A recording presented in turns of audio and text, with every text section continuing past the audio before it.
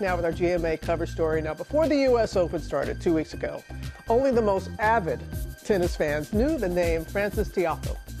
Now, he is pretty much a household name. He made it all the way to the semifinals, losing in 5 tough sets to the eventual champion, Carlos Alcaraz. And Frances joins us now. Now, get it straight. Is it Tiafoe? Tiafoe? Because I heard you say Tiafoe, and then all of a sudden you're Tiafoe. Yes, which one is it? Yes, it's Tiafoe. Can I just say thank you? The excitement that you brought out there to the U.S. Open, so many exciting moments. What are you going to remember most? A ton of different emotions, obviously. Best 2 weeks of my life, but probably the best thing is seeing the First Lady, Michelle Obama, at the match. Like I was on the one changeover and I looked, and she looked at me, and I was like, going back and forth. And then when they announced her, seeing the crowd erupt, so that was pretty impactful for me. Okay, I got to tell you, when you did the Millie Rock, that was, I mean, when you did that, I was like, no, he is not doing that. That really... Biggest moment of my career. I was like, I'm gonna have to do it to Millie Rock on any block. I know, and you brought it. Yeah. Of course, it is not lost that you are the first black man to reach it to the semifinals of the U.S. Open since Arthur Ashe in 1972, and you're playing in a stadium that is named after him. You won the Arthur Ashe Humanitarian Award in 2020. So what does all this mean to you?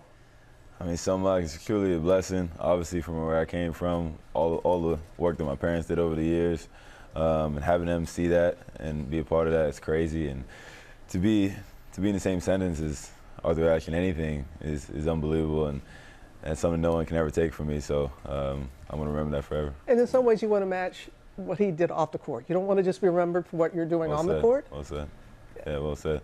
I definitely want to, with this week and so on moving forward and my whole life, I always want to pave a way that people like me can also play the game of tennis and just, be great leaders as well, be great individuals. And now that you're a role model, because did you see the watch parties?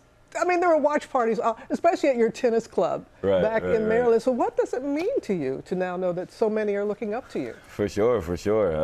It's inspiring so many people. That's what it's all about. We all have a certain gift, and to use that gift to inspire so many people to also do great things in their lives. Well, you are equally impressive off the court as you are on. Your backstory. I mean, when we heard about this, of course, your parents immigrating from Sierra Leone, your father being the head of maintenance at a tennis club in Maryland, where you were born in Maryland, and then for you to literally live on the grounds for a time there. And you alluded to this, just the sacrifice. Can you just tell us about how grateful you are to your parents? Yeah, no, my parents are everything in my life. We wouldn't be doing this interview. All the achievements I had wouldn't be able to happen without them. And I'm just so thankful for them, and them instilling in me hard work and understanding, being humble and being grateful for everything that comes your way. And they shaped me to the person I am today.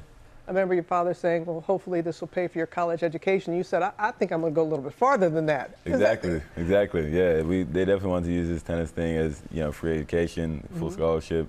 And I was like, how about we use this tennis thing to change our lives, right? Forever. Yeah. Just having that mindset at such a young age, I think, was able to get this done now. Yeah, because you turned pro at the age of 16, and here you are, 24, playing in your first Grand Slam semifinal as you did.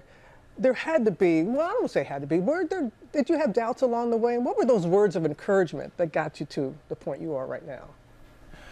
Just probably my dad just saying, well, everyone writes their own story, and you're the pioneer of that. You can write your own story. And my dad is honestly just telling me all the people that didn't believe or was laughing at you when you're wearing your hand-me-down stuff and stuff like that as a kid. Are you going to be the one laughing, or are you going to kind of fall into that? And that was kind of always that underdog mentality, and always trying to prove myself right. Yeah, because like you said, you just alluded to it. I mean, you were taking rackets from the other kids that they discarded, the clothing and all that. How do you go from that point to, and it's great that your father, what he said to you and what your parents, so where does that come from? How are you able to, and what is your message to others who may find themselves in a similar situation? I think the biggest thing is that not understanding that it's not about where you are now, it's about where you're going. And living through that process and having dreams that people almost laugh at, that just don't seem realistic at all. And everything you do is about chasing that dream and understanding what your gift is and falling in love with your passion. So. And where is American tennis going? Because we got you, we got Coco and Jennifer on the Jessica on the women's side. So what is the state of American tennis? Do you think? I think American tennis is in a great place. Obviously, you said Coco and Jessica. They're playing also some great tennis. I think Coco's gonna have an unbelievable career, as she already has and you'll see some Grand Slam champions soon. And I'm super excited to be in that conversation. Give us that winning Michael Strahan smile. I told you, I got a better one of him, though. But oh, you said it because he's not here to defend himself. Hey, Francis, congratulations, and thank you for the joy and just the light that you bring. And just going to be watching you and wishing you all the very best. That means everything. Thank you. You're right. You take care. Appreciate it. Well, hey there, GMA fans. Robin Roberts here. Thanks for checking out our YouTube channel. Lots of great stuff here. So go on, click the subscribe button right over here to get more of awesome videos and content from GMA every day, anytime. We thank you for watching, and we'll see you in the morning on GMA.